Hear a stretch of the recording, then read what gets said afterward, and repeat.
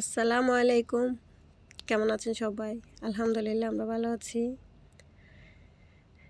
নতুন পেজে সবাইকে স্বাগত। আমার পুরনো আইডিটাতে পেজ করলাম। এখন থেকে কন্টিনিউ ভিডিও দেওয়ার চেষ্টা করব আপনাদেরকে। আমরা চলে গেলাম একটা দাওয়াত খেতে। ছোট্ট একটা ভিডিও আপনাদের সাথে শেয়ার করি। এটা রেস্টুরেন্টেই ছিল আমাদের দাওয়াতটা। ঢুকে আমরা প্রথমে হাত পরিষ্কার করে মেরাজকে, মুনিরকে সবাইকে হাত ধুয়াই দিলাম।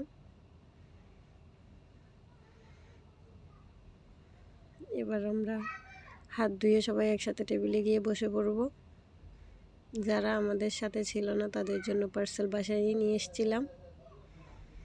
দাওয়াত খেতে কার না ভালো লাগে বলুন। আমরা বসে পড়েছি টেবিলে। মুনিরের মাথায় এটা ছোট একটা অ্যাক্সিডেন্ট, তাই ব্যান্ডেজ করা। দেখতে পাচ্ছেন আমরা সবাই একসাথে। আমাদের খাবার চলে এসছে। আমরা নিয়েছিলাম চিকেন বিরিয়ানি, তারপর আবার অন্যরা মাটন বিরিয়ানিও নিয়েছিল, বিফ বিরিয়ানিও নিয়েছিল। এই তো আমাদের খাওয়া দাওয়া। সবাই একসাথে আসলে একটু ঘুরতে যাওয়া, খাওয়া দাওয়া, দাওয়াত, এগুলো আসলে ফ্যামিলি বন্ধনকে অনেক বেশি মজবুত করে। আর কারা কারা আছেন আমার মতো এরকম পছন্দ করেন সবাই একসাথে খেতে, অবশ্যই কমেন্ট করে জানাবেন। পেজে এখন থেকে ইনশাআল্লাহ কন্টিনিউ ভিডিও দেওয়ার চেষ্টা করব। আপনারা দয়া করে সাপোর্ট করবেন, লাইক কমেন্ট শেয়ার করবেন।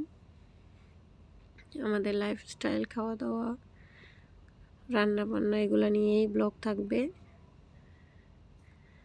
আমাদের খাওয়া দাওয়া শুরু হয়ে গেছে, দেখতেই পাচ্ছেন। আমি মুনিরকেও একটু একটু খাইয়ে দিচ্ছিলাম।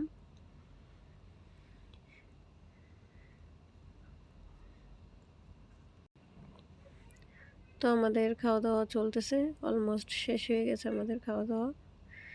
আলহামদুলিল্লাহ সব কিছুর জন্য।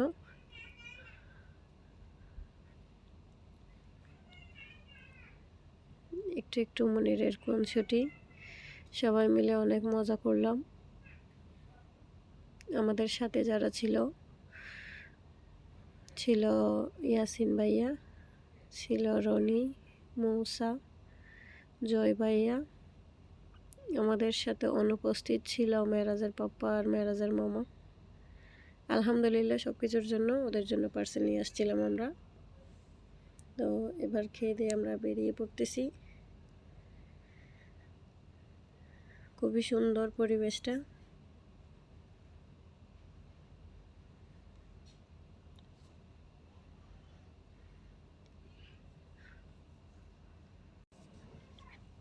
এই নিয়েই ছিল আমাদের আজকের ব্লগ। আমাদের খাওয়া দাওয়া শেষ, আমরা বেরিয়ে পড়লাম। এবার গাড়িতে উঠে বাসায় রওনা দিব। তো সাথেই থাকবেন সবাই। ভিডিওটা দেখার জন্য অসংখ্য ধন্যবাদ।